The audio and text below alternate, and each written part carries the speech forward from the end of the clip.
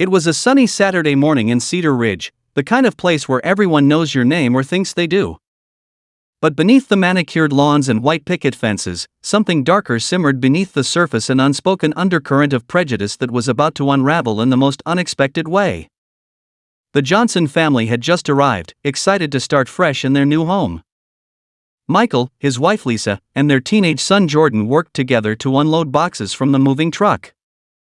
They laughed, making light of the heavy lifting, eager to settle into their new life. But not everyone in Cedar Ridge shared their enthusiasm. Just a few houses down, Karen sat at her window, peering through the blinds with a scowl. Karen had lived in the neighborhood for over 2 decades and took it upon herself to watch over the block.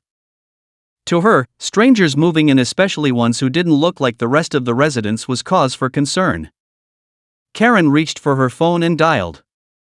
Her voice was hushed but urgent as she whispered into the receiver, "Yes, officer, I'm calling about suspicious activity. They don't look like they belong here."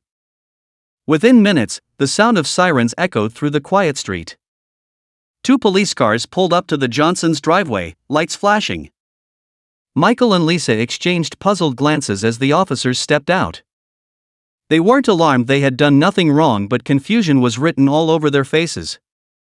One of the officers, Officer Daniels, approached with a friendly yet professional demeanor. "Good afternoon, folks," he said. "We got a call from a concerned neighbor. Mind if we chat?" Michael nodded, his voice calm. "Sure, officer. What's going on?" Before Officer Daniels could answer, Karen emerged from her house, arms crossed and smugness radiating off her like heat. She walked toward the scene, making no attempt to hide her disdain. "I'm sorry, but I've lived here for 20 years, and we've never had any trouble. I just thought it best to check." Her eyes lingered on Michael, her implication clear. Officer Daniels glanced from Karen to the Johnsons, his thoughtful expression betraying a flicker of recognition. He'd seen this before. Prejudice dressed up as concern was nothing new to him, and he wasn't about to let it slide. He turned to Karen, his voice steady. "Ma'am, can you clarify what exactly looked suspicious?"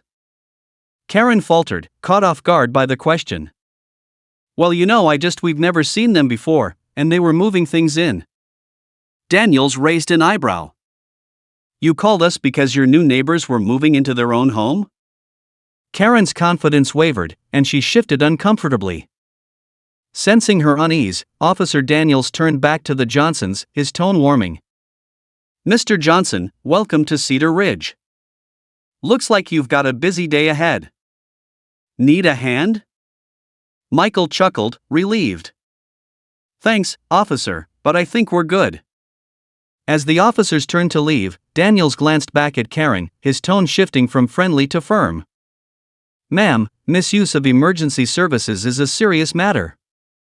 We'll let it slide this time, but next time, consider what's truly suspicious.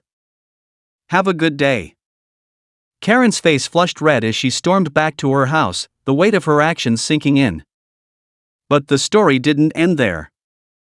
A few days later, Jordan was outside in the driveway, shooting hoops by himself. He was good, fast and agile, but he couldn't ignore the whispers from a group of neighborhood kids watching him from a distance.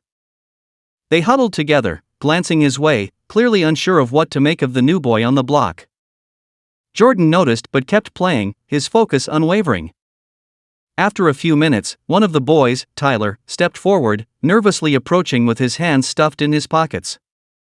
"Hey, can I play?" Jordan paused, wiping sweat from his forehead.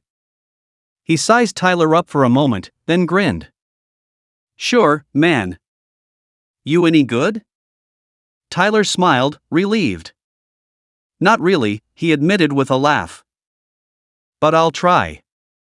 The 2 boys started playing, laughter echoing down the street. Before long, more kids joined in, breaking the invisible barrier that had kept them apart.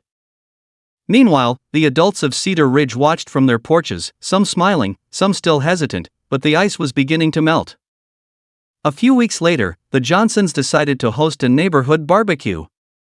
They set up tables, fired up the grill, and invited everyone on the block. People trickled in, some bringing food, others just curious to see what the new family was all about. Karen stood at the edge of the crowd, pie in hand, clearly nervous. She watched as people mingled and laughed, her expression a mix of guilt and uncertainty. Finally, she took a deep breath and walked up to Lisa, offering the pie. I brought this. Thought I'd say hi. Lisa, ever gracious, smiled warmly. Thank you, Karen. Come on in. As the sun dipped below the horizon, the barbecue buzzed with conversation and laughter. Kids ran around playing games, and the adults chatted like old friends. The Johnsons had become part of the fabric of Cedar Ridge, not through confrontation, but through kindness and open-heartedness. Karen sat quietly for a moment, watching the scene unfold.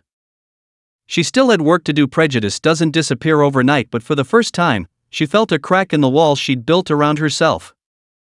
Sometimes, the hardest walls to break down are the ones we build in our own minds. And sometimes, all it takes is an open door to let the light in. As the night drew to a close, Officer Daniels, off duty and invited to the barbecue, raised a glass in a quiet toast. To new beginnings, he said softly. And as the neighbors clinked their glasses, it was clear that Cedar Ridge would never be the same. So next time you find yourself jumping to conclusions about someone you don't know, take a moment. You might be surprised by the connections waiting on the other side. Be the change. Stand up against prejudice. Together, we can make a difference. Like, comment, and subscribe for more stories that inspire change.